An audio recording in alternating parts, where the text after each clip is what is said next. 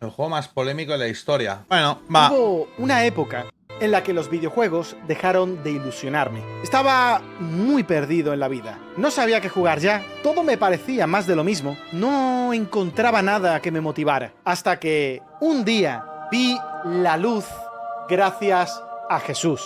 Mi profesor de tecnología del instituto, que era un tipo bastante jugón como yo, y de vez en cuando me recomendaba juegos. Y un día me dijo: Baiti, hay un juego que han publicado en internet y que no salió a la venta porque lo declararon ilegal. Tienes que probarlo. Ese juego era Thrill Kill.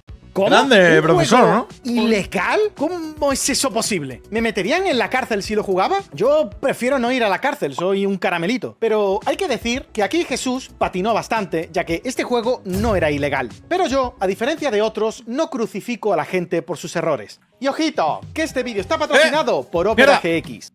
Para poder descargarlo completamente gratis. Algo que me pareció increíble. Obviamente tenía su parte morbosa, ya que claramente era un juego que intentaba ser polémico a toda costa.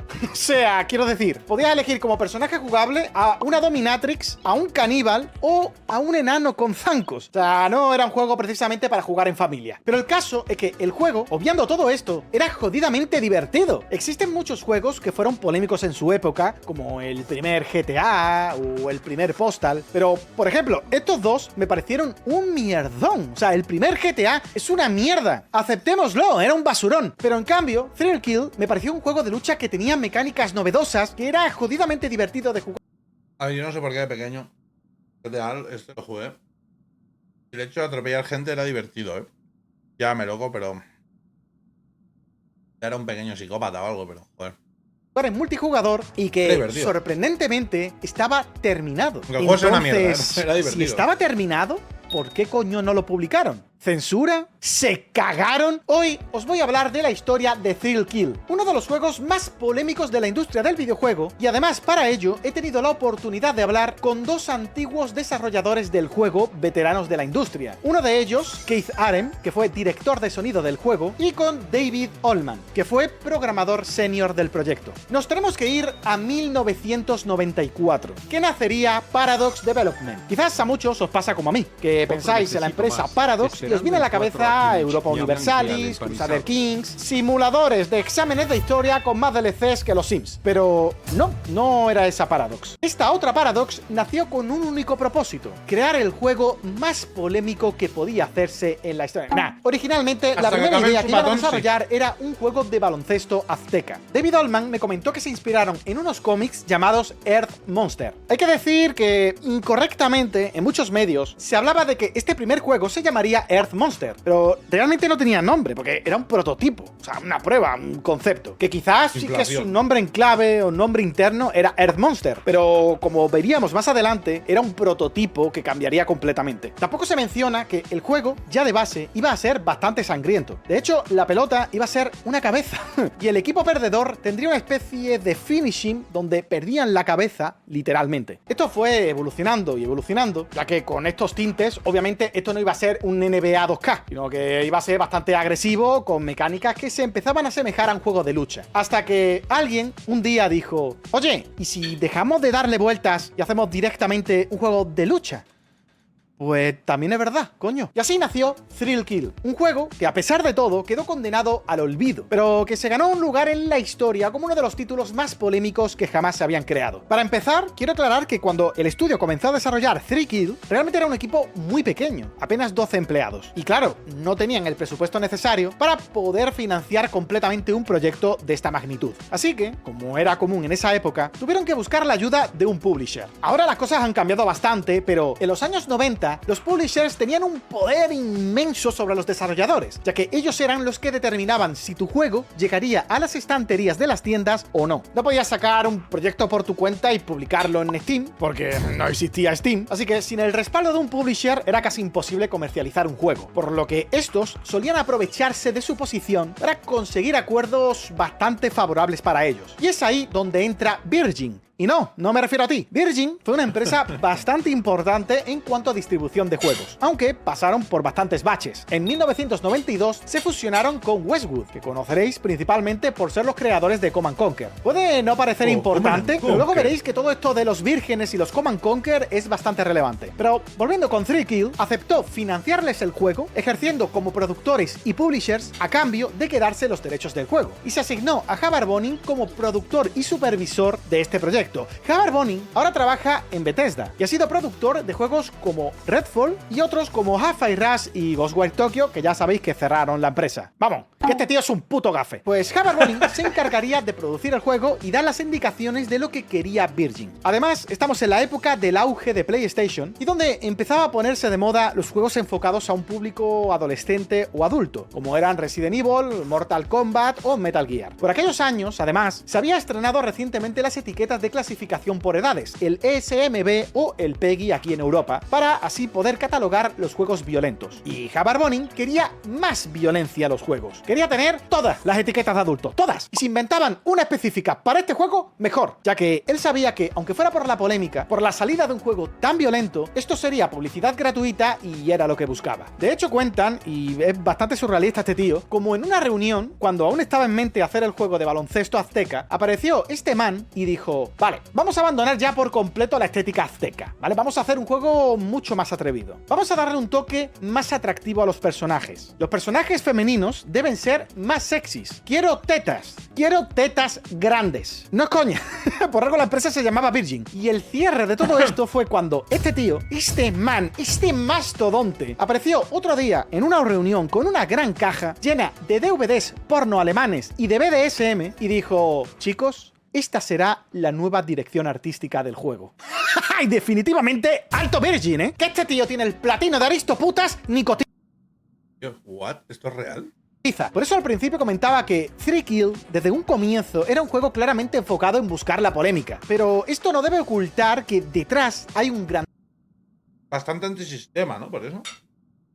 grandísimo juego. Thrill además era una proeza técnica, y no estoy de coña. Fue el primer juego de lucha en 3D que logró poner 4 luchadores en pantalla, mucho antes que juegos como Smash Bros. Además iba a 30 FPS estables, 650 polígonos por personaje y tenía iluminación dinámica, o sea, realmente exprimía al máximo la PlayStation 1. Y precisamente por ser el primer juego de lucha en 3D en poner 4 jugadores en pantalla, no había referencias, no había otros títulos en los que basarse, y ahora sí consiguieron que jugar en 3D a un juego de lucha de 4 jugadores fuera jugable. Era un poco caótico por momentos, pero era muy divertido. Las peleas se hacían en una habitación cerrada. Tu objetivo era rellenar una barra, un indicador a base de golpear. Cuando lo llenabas, desbloqueabas un movimiento especial. Los 3 kills, que para entendernos eran los finishing de los Mortal Kombat. Si agarrabas alguno y no fallabas el ataque, pues acababas con el personaje y ahora quedaría uno menos. La historia trataba de 10 almas que se encontraban en el infierno. Y Maruka, que era un demonio y también una especie de diosa, os aburría esa tarde y dijo: mira, tengo el coño aburrido, vamos a hacer un torneo y quien gane, pues lo vuelvo a la vida y ya está. No era una maravilla la historia, pero bueno, no le hacía falta. De personajes tenemos a Belladonna, My Lady, el personaje más famoso y portada del juego, bibliotecaria que se convirtió en dominatrix y mató a su marido y hermana después de descubrir que tenían una aventura. Caín, pirómano que se quedó atrapado dentro del edificio que él mismo quemó de bien, y murió ¿sabes? por gilipollas. Este es el personaje más roto del juego porque tiene ataques en área y además puede disparar fuego por el culo, que es algo que a mí también me pasó cuando me fui de viaje a México. Cletus, caníbal que vendía salchichitas caseras hechas con el resto de sus víctimas. Murió por comer carne infectada. Él además pelea con la pierna de una víctima, que es algo raro, porque si lo piensas, él está en el infierno, pero entiendo que la pierna de la víctima también, pero solo la pierna. ¿Eso significa que un brazo tuyo puede ir al cielo y el otro al infierno? Bueno, ¿qué más da? Si es un juego y encima fue cancelado. Doctor Faustus, cirujano plástico que mataba a sus víctimas. Definitivamente el peor cirujano de la historia, no entiendo por qué la gente lo contrataba. Y murió después de colocarse una trampa de osos en la cara.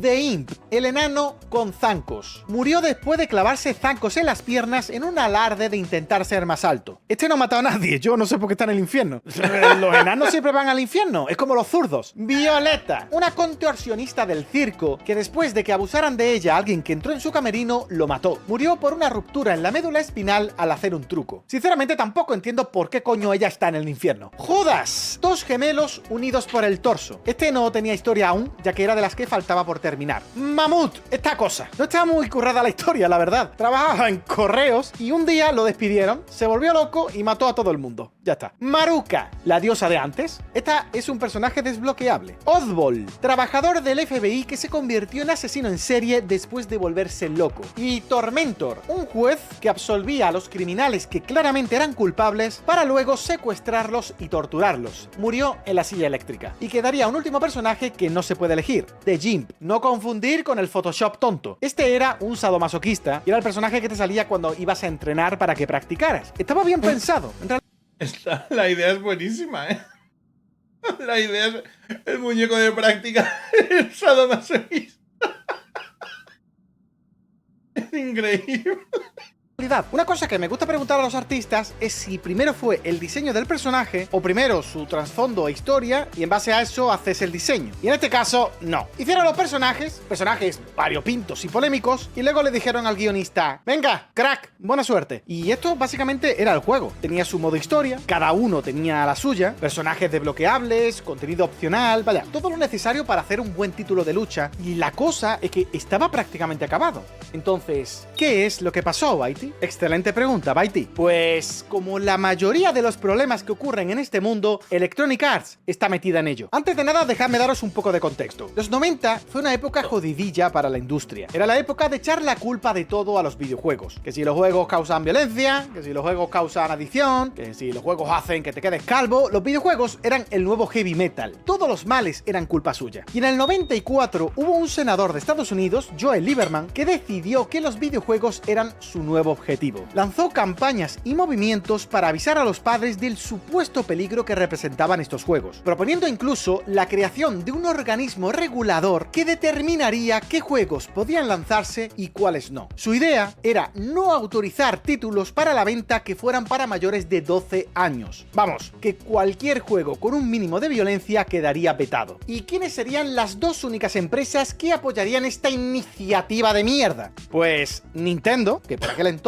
solo sacaba juegos para niños o familiares, y Electronic Arts, que se centraba en juegos deportivos. Vale, pues a ver, hay que decir que apoyaron la idea en plan competencia desleal, no sé si me explico, ¿no?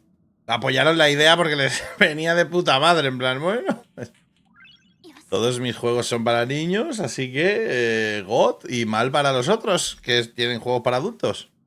No lo apoyaron, yo creo, por ideología, ¿sabes? Ahora nos volvemos otra vez al 97. Con el juego ya prácticamente terminado, nuestro colega bien virgin, Havar Bonin, seguía haciendo publicidad sobre lo polémico que era su juego, esta vez a la revista oficial de PlayStation. Thrill Kill será el juego más oscuro, desagradable, extraño y simplemente incorrecto jamás creado. Al encender el juego, te saltaba un aviso. ¡Cuidado! Thrill Kill contiene violencia extremadamente gráfica y temas delicados. ¿Confirmas que tienes más de 17 años y que no tienes problemas en ver imágenes de adultos haciendo actos violentos cuestionables u ofensivos? ¿Aceptas o no aceptas? Y claro, esto obviamente si lo coge un niño dice, Peggy 17. Vaya, tiene violencia extrema, amputaciones y puede que contenido sexual. Definitivamente no voy a jugar a este juego. ¡Claro que no! El niño ve esto y dice, ¡claro que acepto, coño! ¡Dámelo ya! ¡Quiero jugar! Luego el juego tampoco era para tanto. Claro, en el contexto de esa época pues no era la norma. Pero es que hoy día cualquier juego de disparos de medio pelo tiene más violencia gráfica y muertes más explícitas que este. Pero claro, estamos hablando de una época en la que pensábamos que esto era el techo gráfico y que jamás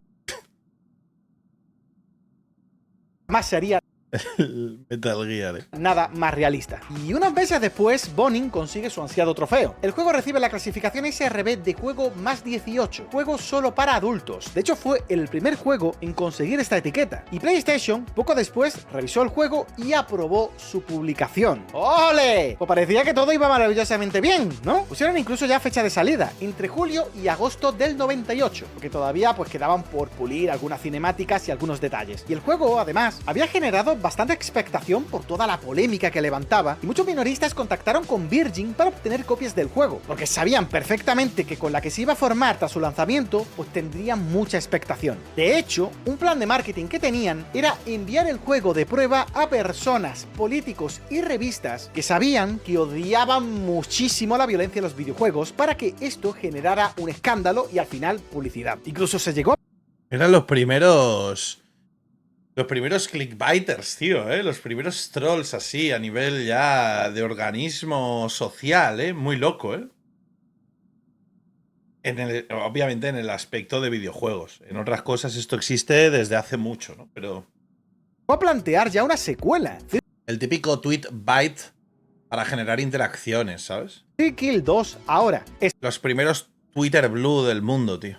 personal, pero nuestro querido Bonin desconocía una cosa, ya que las etiquetas de clasificaciones de edades eran bastante nuevas por aquel entonces. Los juegos clasificados más 18, por tanto, para adultos, solo podían venderse en lugares que se vendiese contenido para adultos, como, por ejemplo, tiendas que venden películas porno. Claro, esto ya pues cambiaba un poquillo la cosa, así que de un día para otro aparece Bonin y dice: oye, que todo eso que os dije de lo de las pelis porno, sado y todo eso, que era broma, ¿sabes? Que era broma. No lo creísteis, ¿no? Pues bueno, ahora a cambiarlo. Y tuvieron que retrasarlo para poder censurar cosas del título. Keith me comentó que principalmente les pidieron que censuraran los sonidos, ya que algunos eran demasiado gráficos. Además, la esposa de Keith, Valerie, fue quien le dio voz a Belladonna, y se ve que Belladonna gemía siempre que podía y tuvieron que eliminar su gemido. Virgin, además, estaba en una situación económica bastante jodida, y esperaban este lanzamiento como agua de mayo, y el retraso les sentó como una patada en los cojones.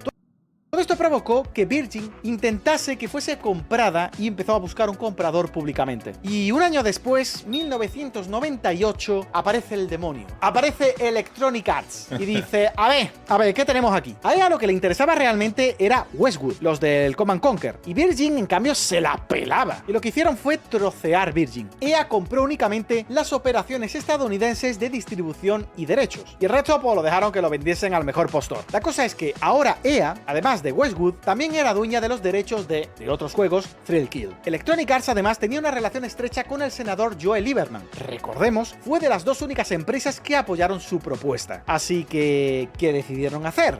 Callarse como cabrones. No hablar. No decir nada, esperando que la gente pues se olvidase del juego. El problema es que tampoco le decían nada a los desarrolladores. Paradox estaban en plan: pues nada, aquí estamos, ¿qué cojones hacemos? Tardaron 2 meses en pronunciarse. Después de eso, la directora de comunicaciones de Electronic Arts salió a decir: cuando miras Mortal Kombat, ves un juego de lucha, pero es algo muy diferente a un juego de matar sádico como es Thrill Kill. El producto no cumplió con nuestros estándares de contenido apropiado. Lo peor de todo es que los de Paradox, los propios desarrolladores, se enteraron de casualidad ojeando noticias en la oficina sobre videojuegos. Además, y esto es bastante feo, ¿eh? interesante, me cuentan cómo otras empresas se acercaron a Electronic Arts, entre ellas Eidos, que los conoceréis por Tomb Raider, para preguntar si les venderían los derechos y que así pues otra empresa pudiera publicar el juego. Pero Electronic Arts no solo no quería publicarlo, sino que tampoco vendería la licencia a ninguna otra empresa. Decidimos que no publicaremos Thrill Kill y también que no venderemos la licencia a otra empresa. Sentimos que este juego no es el tipo de título que queremos ver en el mercado. No creemos que el contenido del juego sea apropiado independientemente de quién lo publique. Aquí ya casi que podríamos estar hablando de censura, porque una cosa es que no quieras publicar el juego, estás en tu derecho de que no quieras que se relacione tu imagen con un juego como Thrill Kill, pero que tampoco quieras vendérselo a otra empresa para que ellos lo publiquen, porque resulta que has decidido que no quieres que un juego así esté en el mercado. Bueno, sí, muy en plan, más que censura ya, modo dictador total, ¿no? Esto está bien, esto está mal, decidiendo como un dios dentro del mundo de los videojuegos. En plan, no quiero que este juego ensucie la imagen de los videojuegos, ¿sabes? Muy de rebote, ¿no? Muy de... Es raro. Siendo una empresa, es raro. Como visión empresarial, es estúpido de cojones. En plan, no quiero ganar más dinero. Así que estos... Las buenas gráficas de Bitcoin, ¿eh? solo se explica por la estrecha relación con el senador Joe Lieberman y que ya sabes cómo funciona esto de la política. Hoy me haces un favor a mí y me apoyas y yo mañana te rasco la espalda a ti. El propio ex vicepresidente de diseño de Virgin, Julian Rignall, salió públicamente enfadado a decir que no tenía ningún tipo de sentido todo esto. Decidimos hacer un juego diseñado para un público adulto y calificar de contenido inapropiado este juego es ridículo. ¿Desde cuándo Electronic Arts es el guardián de la moral de los juegos? La industria tiene un sistema de calificación para este propósito y en última instancia debe ser el consumidor el que decida comprarlo o no. Así que pasaron los meses y un día alguien publicó en internet dos ROMs. Una era 3Kill versión censurada y la otra 3Kill más 18 versión puticlub. Y esto se convirtió en un juego de modders, tío. Se convirtió en un Nuzlocke, tío. ¡No! Corrió como la pólvora, se convirtió en poco tiempo en uno de los productos más descargados de internet en ese momento. Ahí fue cuando el juego, con el boca a boca, llegó a Jesús, luego este me lo comentó a mí, y así es la historia de cómo yo conocí Thrill Kill. Y podría acabar aquí, pero hay que decir que Paradox decidió reutilizar el motor. Viendo el éxito del juego, o al menos en internet, pues no le faltaron novias para hacer nuevos juegos. Esta vez fue Activision, quien les contrató para hacer un nuevo juego para PlayStation 1. Están los mejores aquí, ¿eh? Electronic Arts, Activision, pero bueno. Están los putos mejores, tío.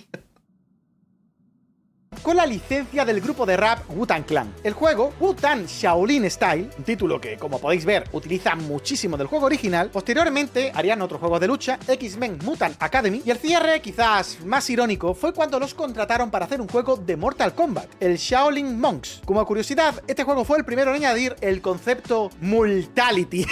Esto es básicamente cuando matabas instantáneamente a varios oponentes. Después del buen trabajo con este juego, Midway compró Paradox en 2004. Y esta es toda la historia de Thrill Kill, un juego que alcanzó el estatus de culto, que tuvo muchísimas leyendas alrededor, y en cierto modo se podría decir que sí que fue un juego.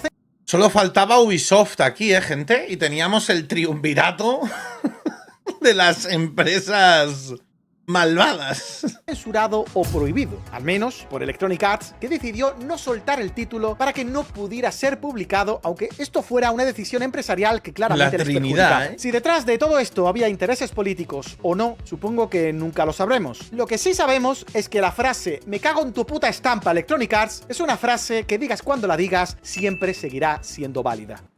Este juego es mejor que Street Fighter la película. Bueno, gente, muy bien.